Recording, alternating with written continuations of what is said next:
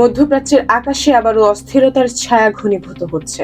কূটনৈতিক বার্তার পাশাপাশি সামরিক সতর্কতা বাড়ছে সর্বত্র। যুক্তরাষ্ট্রের প্রেসিডেন্ট ডোনাল্ড ট্রাম্প ইরানের সঙ্গে সম্ভাব্য সমঝোতা নিয়ে কঠোর বার্তা দিয়েছেন।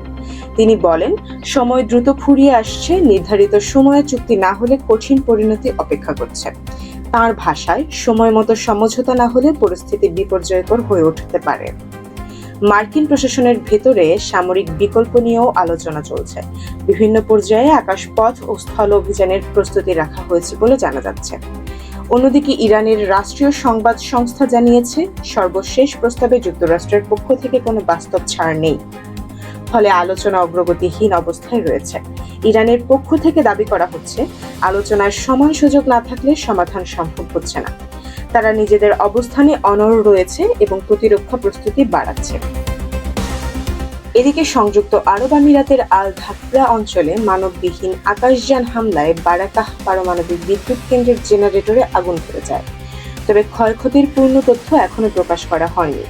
মধ্যপ্রাচ্যের আরেক প্রান্তে ইসরায়েল দাবি করেছে, দক্ষিণ লেবাননের 2 দিনের শতাধিক স্থানে হামলা চালানো হয়েছে।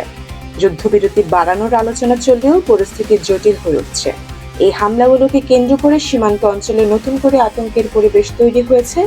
সাধারণ মানুষের নিরাপত্তা নিয়ে প্রশ্ন বাড়ছে। ইরান জানিয়েছে, হরমুজ প্রণালীতে জাহাজ চলাচল নিয়ন্ত্রণ এবং টোল আরোপের পরিকল্পনা শিগগিরই প্রকাশ করা হবে, যা বৈশ্বিক জ্বালানি সরবরাহে প্রভাব ফেলতে পারে। গাজায় স্বাস্থ্য মন্ত্রণালয়ের তথ্য অনুযায়ী গত 2 দিনে নতুন হামলায় প্রাণহানি ও আহতের ঘটনা ঘটেছে। ধ্বংসস্তূপ থেকে মরদেহ উদ্ধার করা হচ্ছে।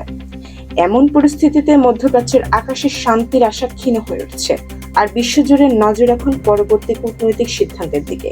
বিশ্ব রাজনীতির গুরুত্বপূর্ণ শক্তিগুলোর অবস্থান এখন পরস্পর বিরোধী পথে, যার ফলে কূটনৈতিক সমাধানের পথ আরো জটিল হয়ে উঠছে। আগামী দিনগুলোকে তাই অত্যন্ত গুরুত্বপূর্ণ হিসেবে দেখা হচ্ছে।